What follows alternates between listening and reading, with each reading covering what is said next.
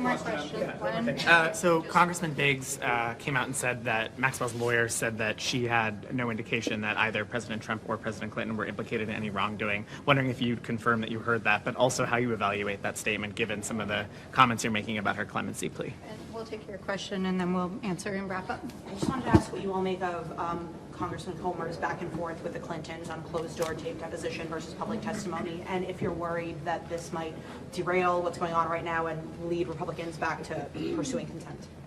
Yeah, on the Clintons and Trump, she did say that she is happy to talk on the record to confirm that there was no wrongdoing on their part. I think that is part of her campaign, again, to get a pardon and get support from both parties. That's why she's mentioning Clinton, too, as well. But they were very explicit on saying she'd love to talk on the record to absolve the Clintons and Trump.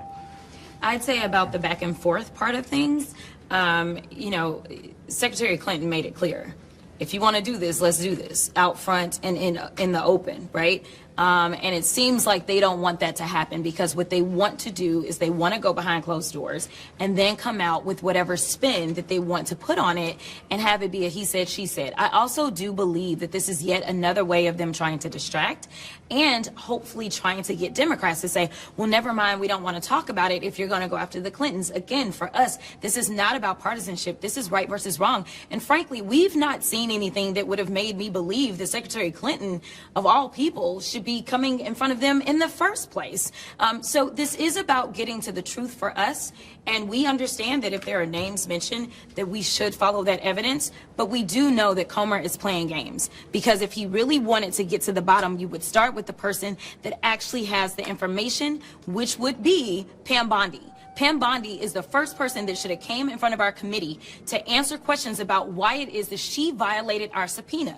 Instead, he's ignoring her violation. And then once we ended up with the Epstein Transparency Act, she has violated the law as it relates to that. And he still doesn't have anything to say. So I want people to be very clear-eyed. They are playing games right now. And again, this is all about shielding and distracting from the President of the United States, who is absolutely mentioned in those files. And frankly, we know that he had already been sued prior to him ever entering office, where there were allegations that he sexually molested a child. This is on the record. Now, granted, the case didn't go through and whatever, but we know that the allegations were there way before he even took office the first time. And I'll just wrap this very briefly and just say this. The Clintons are cooperating. There are no grounds whatsoever at this point for any kind of contempt motion. Their deposition is scheduled. As far as anyone knows, it will occur. I just want to say this. The fact that Andy Biggs walked out of that room and delivered the message that Ghislaine Maxwell wanted was exactly what she wanted to send to Donald Trump. Clearly, he was acting as her messenger, because we were told explicitly to not repeat things that were said in that room. It's very clear she's campaigning for clemency, and it's very clear that Mr. Biggs delivered the message to Donald Trump. Thank you. Thank you, everyone.